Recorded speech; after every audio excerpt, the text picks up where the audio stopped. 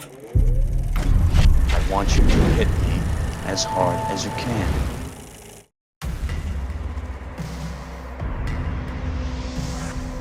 Alright, hey guys, Paul Shire, JoBlo.com.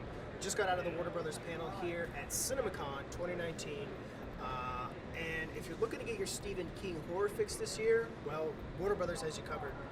Not just Paramount with Pet Sematary. So, WB has 2 Stephen King movies coming out this year. It Chapter 2, which many of you are probably hotly anticipating. I know I am. And then also Dr. Sleep, which is the sequel to The Shining. Stephen King wrote the novel many, many years later. I think it just came out a couple of years ago. And anyways, this version is going to focus on a grown-up Danny Torrance, who's the little boy in The Shining, if you don't already know. This time played by Ewan McGregor.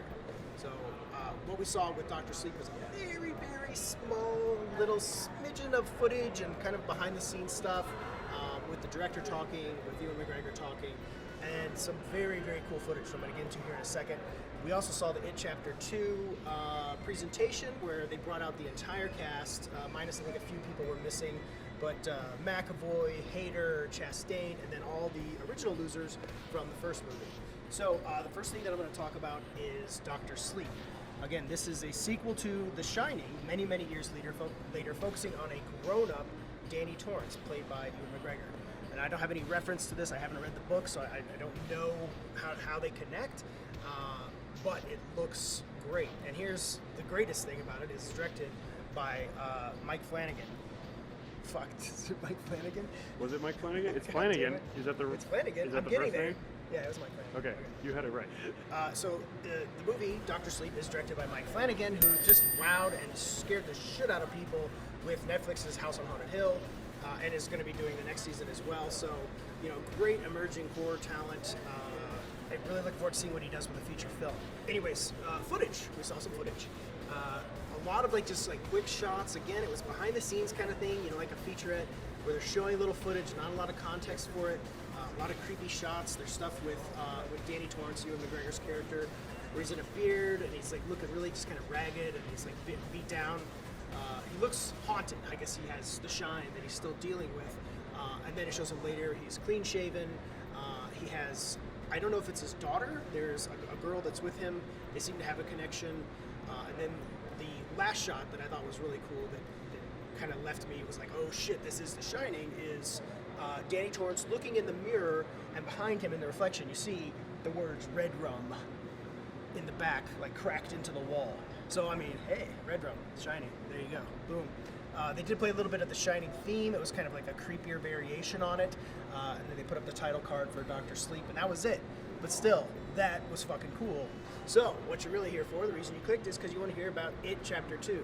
So first and foremost, at CinemaCon on the stage, they brought out the cast, which was really cool to see everybody together. They had the young losers coupled up next to their older counterparts, which was pretty cool. And just kind of had them each person talk about that experience really briefly on stage, which was kind of cool and neat to see them kind of lined up side by side. And director Andy Muschietti, to introduce it, he came walking out and he had the balloons just like Pennywise in the first film. And then he let the balloons go and they revealed the title card. It's pretty cool, classy. So anyways, they began the footage, which I thought was just going to be a trailer, but it turned out it was an extended scene, then bookended with a teaser trailer. So the extended scene, super creepy, super cool. I'm going to spoil it, so I mean, hey, I'm going to explain it to you now, so you can check out if you don't want to know anything. All right, so here it is. So Jessica Chastain as Beverly Marsh, the grown-up version, shows her going back to her apartment where she lived in the first film with her father. So she goes up, she knocks on the door, an old lady answers the door, kind of just like a, lonely old lady. She's like, oh, hey, can I help you? And she's like, oh, I'm Beverly. I used to live here. Lady opens the door. She's like, oh, I'm sorry. I hate to be the one to tell you this, but your father passed away. Now, obviously, we knew that her father molested her and abused her when she was younger, so it's already a sore spot, and it's, I guess it's kind of weird that an old lady that's living in her old place is telling her that her dad's dead. So Beverly goes in, and she goes, just kind of very awkwardly, timidly walking into the house, bringing back all those memories, the fresh wounds. It's kind of dimly lit in the house. You already kind of suspect something about the old lady. There's something not quite right about her. Honestly, I was just waiting for her to turn into Pennywise at the drop of a hat, but they aren't going to let you off that easily. So there's some suspicion there that maybe she's normal, but something's gonna happen, right? They show Beverly goes to what used to be her bedroom. She crawls, there's like a little hole in the wall, and she pulls out the postcard that Ben gave her that has the poem and just kind of like brought that back to her. As she's looking at it, you see in the background, kind of out of focus, the old lady standing, just kind of staring at her.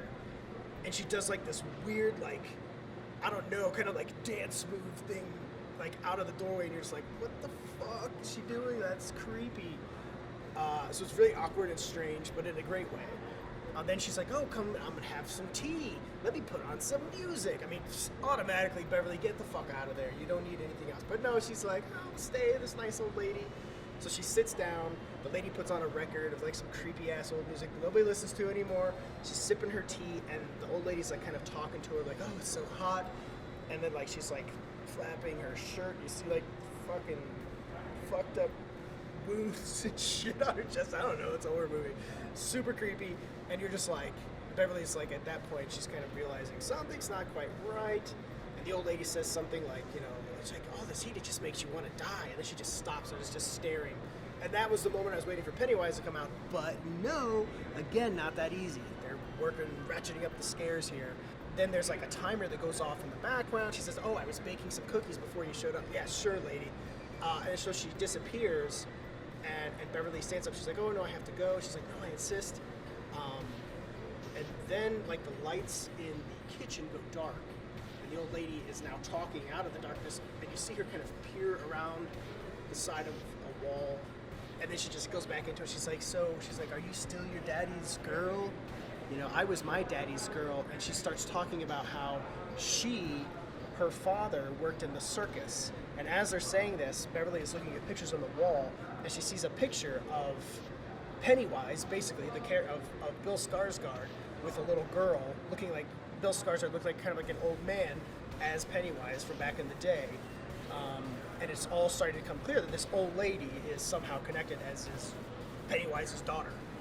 I don't know if that's in the novel. I haven't finished the novel. It's like 1,000 pages, bro. I'm still in the middle. I don't know if that's in the book or not, but I thought it was a really cool layer to add. And then like the old lady's like doing this crazy naked dance. She's totally fucking nude in the kitchen, running back and forth, like doing one of those crazy horror things. And you're just like, what the fuck is going on? This is insane.